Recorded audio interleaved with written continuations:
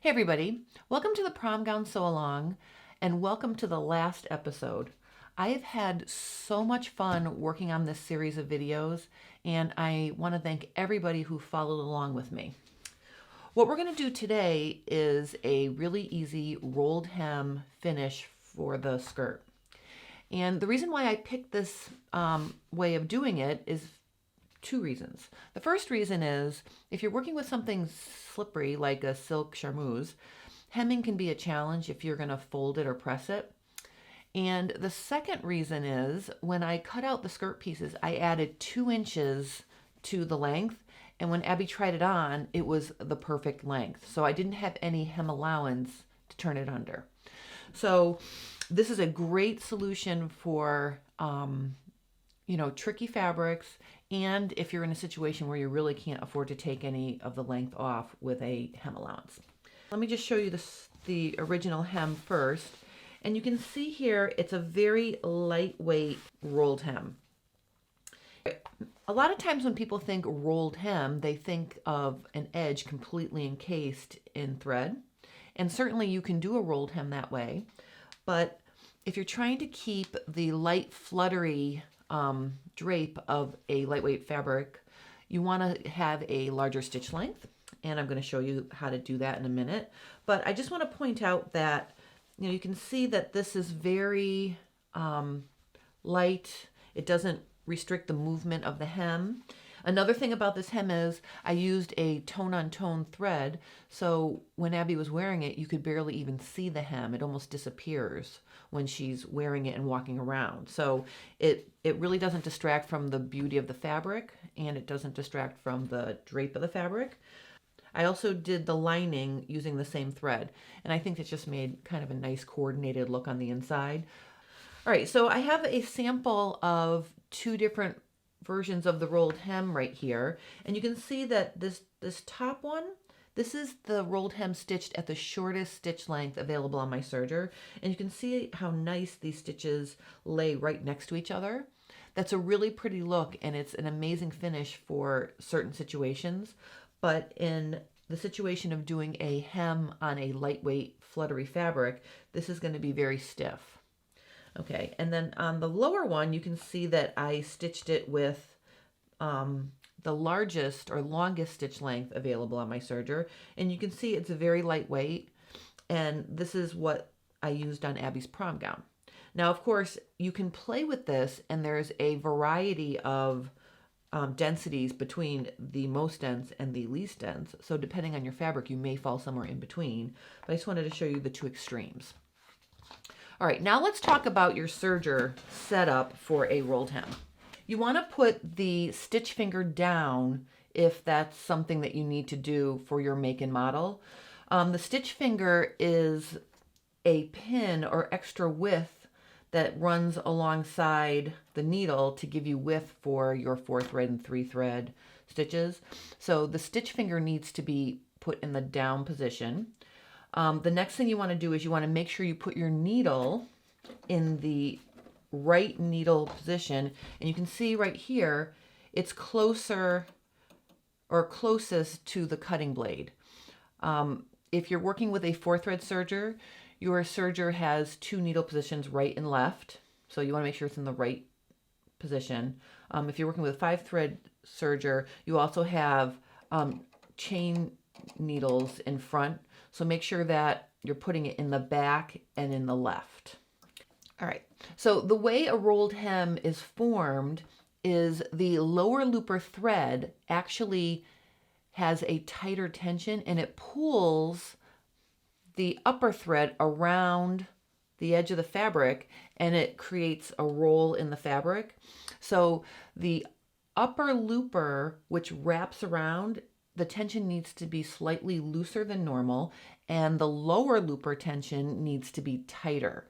So if you need to adjust your thread tensions, just know that your, you want to just set your upper looper a little looser and your lower looper tighter, because it's going to whip it around and tighten it in the back.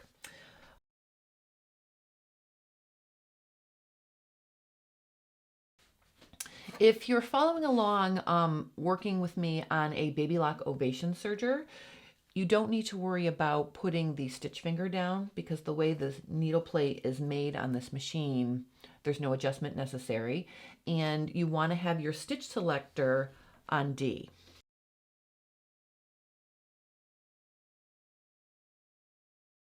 All right, so the next thing I want to talk about is your differential feed setting. So what differential feed does for you is it actually allows you to control how fast the front feed dogs are moving versus how fast the back feed dogs are moving. If you have your serger set on N or neutral, that means that both feed dogs are going at the same rate of speed, and that is perfect for stable woven fabrics, like most cotton shirtings, things that don't shift around. But if when you're working with something lightweight like silk charmeuse, what's going to happen when you go to feed the fabric in is it's going to bunch up as it sews. So I just want to show you an example of how it's going to look when you do that just with the regular neutral setting.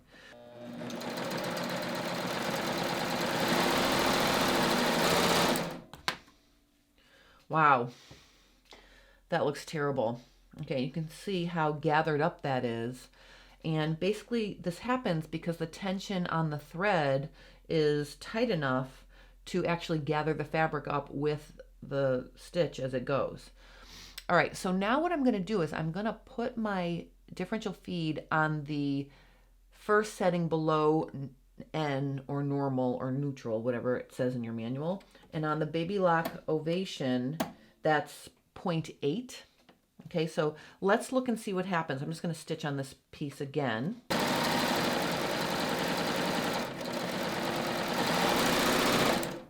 All right, so you can see that that's much better.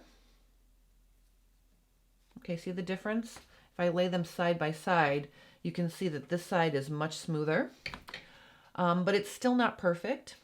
So let me do another sample, and this time I'm going to put the differential feed down to the slowest front feed dog speed that I can do, and on the ovation that's 0.6.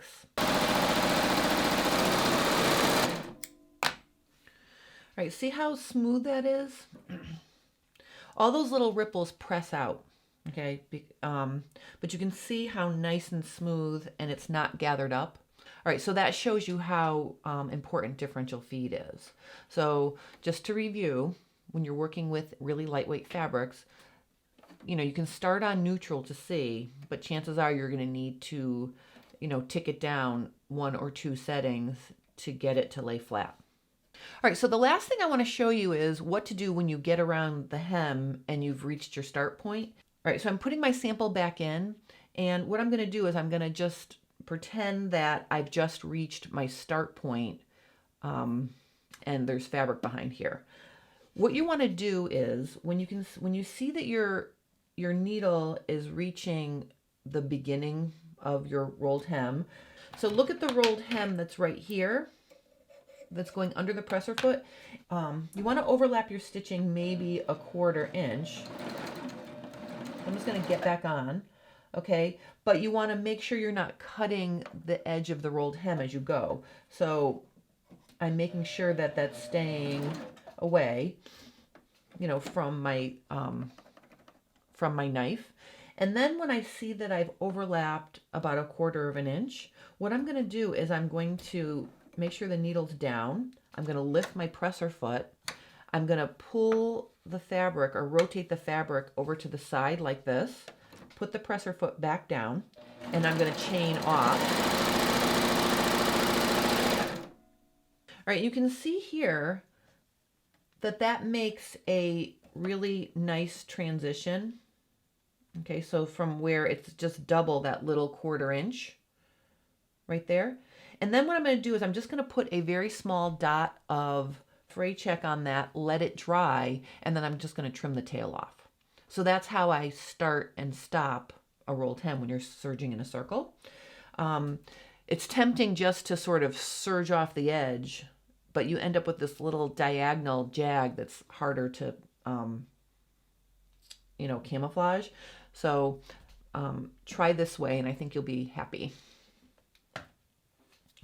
All right, so that's it for my rolled hem finish for the prom gown. If you have any questions or comments, please post them below, or you could visit my blog at J Stern Designs.